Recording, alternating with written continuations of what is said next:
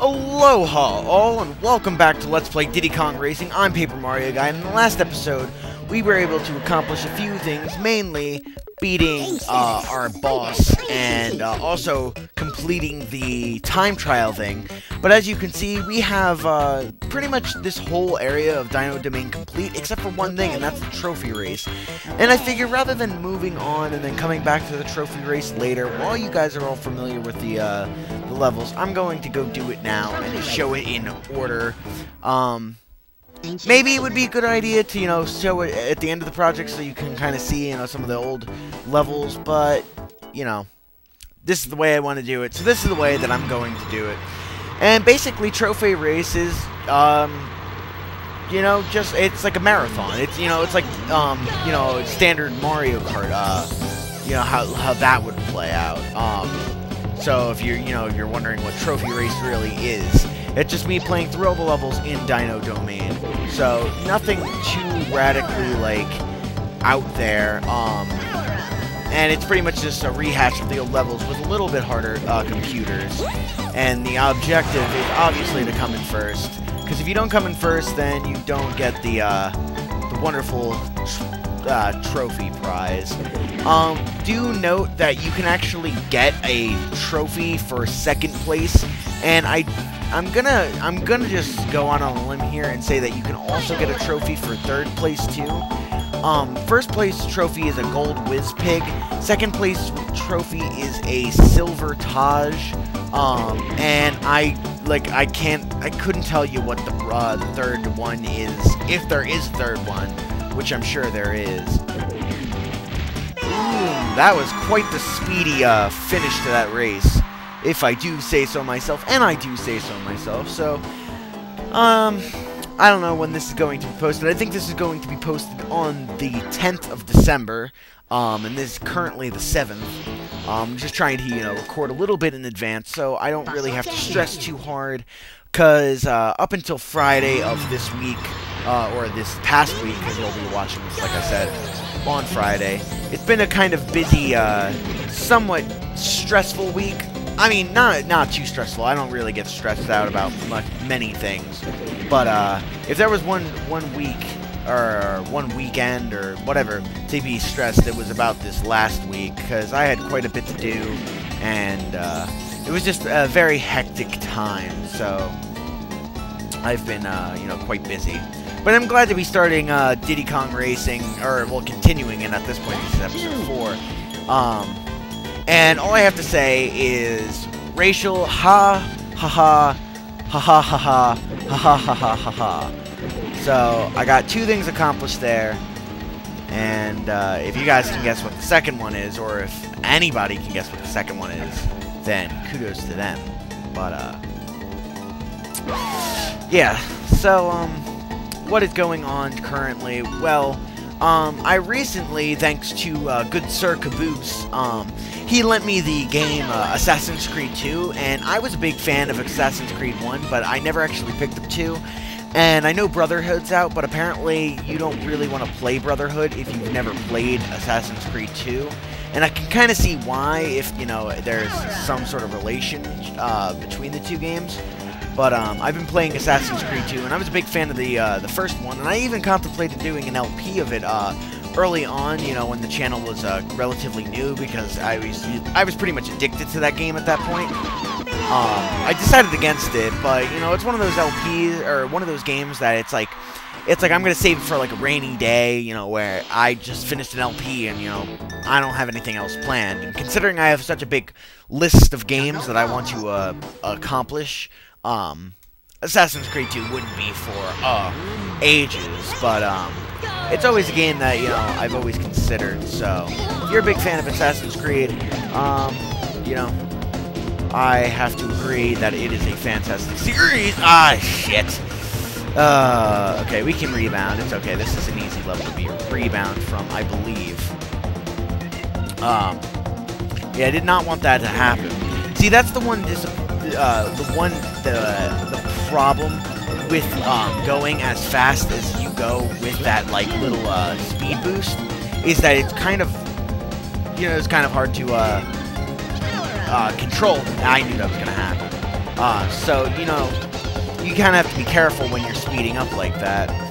But as long as you can, you know, use some of these shortcuts, because it seems as though the AI, even in the trophy race, never go for that little shortcut within the mouth, which makes it so much easier for you to, you know, get back from a deficit. So as you can see, even though I fell into the water, I actually have a decently sizable lead over all my opponents. So no big deal, no worry, no need to fret, and it's all good. But yeah, Assassin's Creed's a fine game. Definitely the selling point for me is the gameplay. I could just, like, it's just so smooth and fluent, and there's just so much you could do. I just love everything about it.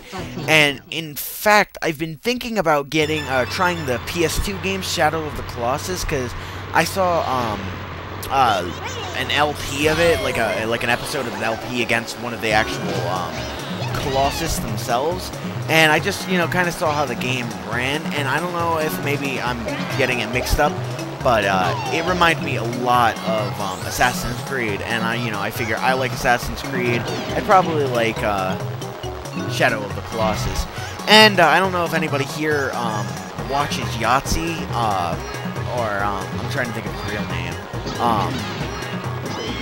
or well, his full name, but this, the Australian reviewer Yahtzee for, you know, The Escapist, he actually, I think he cited Shadow of the Colossus as one of, like, his favorite games, and he's an incredibly picky person. He doesn't like very many games, so for him to, you know, hold the game in such high regard as I've heard him, you know, or seen him hold it, definitely interests me. So let's use our combo zippers, and if you wonder why I call those zippers, it's, you know, quite literally because it zips you along. Because I'm afraid someone's going to ask that. But I just wanted to get that cleared up. And listen to this music! Oh! I just imagine this being so much fun to play on drums. Oh, man. Speaking of drums, I've recently decided that I was going to, see if I could learn how to read drum music, and it's really not all that hard. I thought it was going to be a little bit more difficult than it is, but honestly, it's like reading tabs for guitar for any guitar player out there, or at least that's what I see the relation to. But enough of that. Oh, so we are 8 minutes in, and we have won this fantastic trophy race, and we got a great, grand, golden galleon. I can't think of another G adjective, but statue of Wizpig himself. And with that now done, let's go check our status with Mr. TT. And you can see that we are pretty much done completely with Dino Domain. We have all the balloons that are available for it, you know, pieces of the amulet, the key, and the trophy race done. So now it's time to move on, and we will do so accordingly. So let's exit with the big exit doors.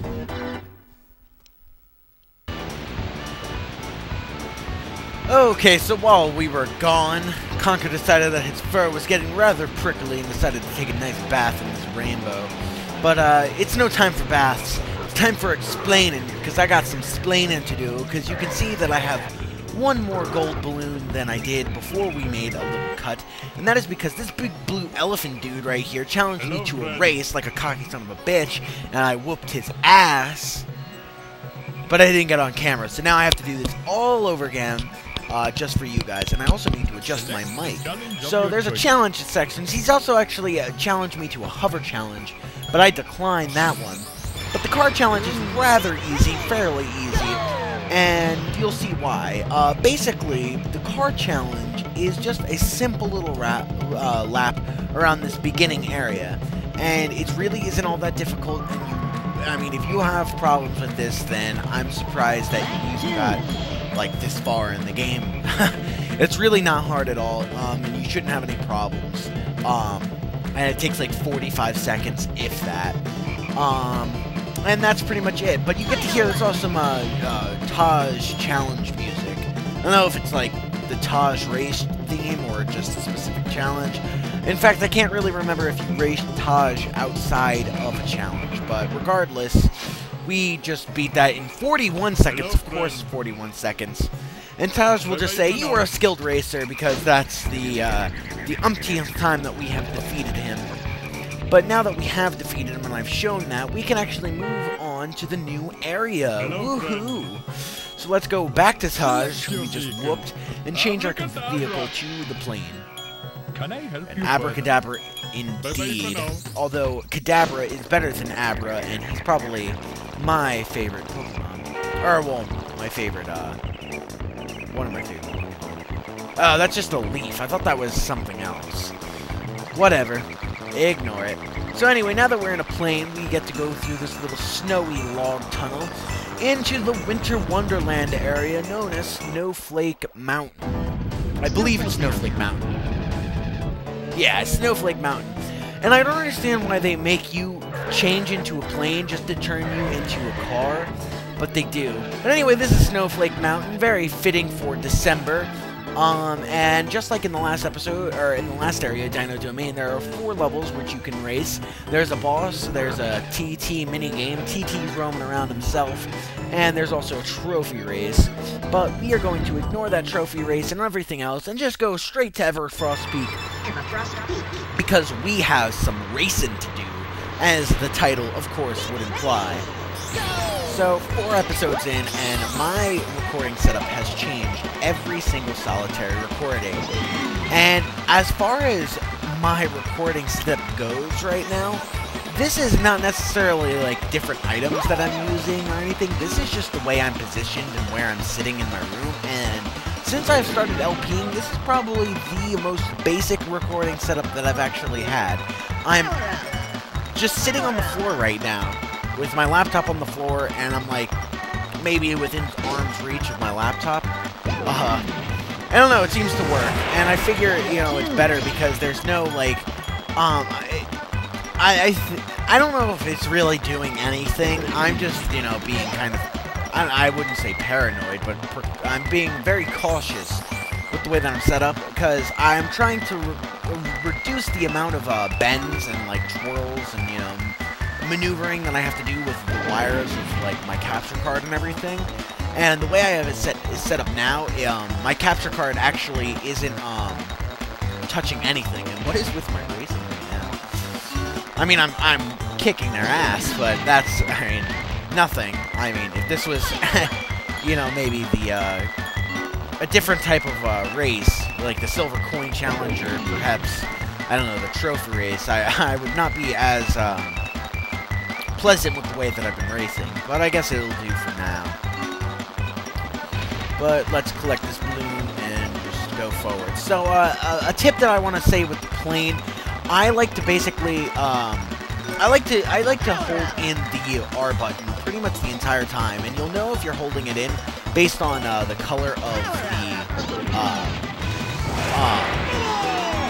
the little, the air things that are coming back. If they're, like, white, then you know that you're holding it down. But I just find it easier to control, and you can make a lot of, you know, different maneuvering, you can maneuver better, and I don't know, I just like it, better overall. But, more on that in the next episode, because I do believe we are all out of time. We are up to 13 balloons in this fantastic game.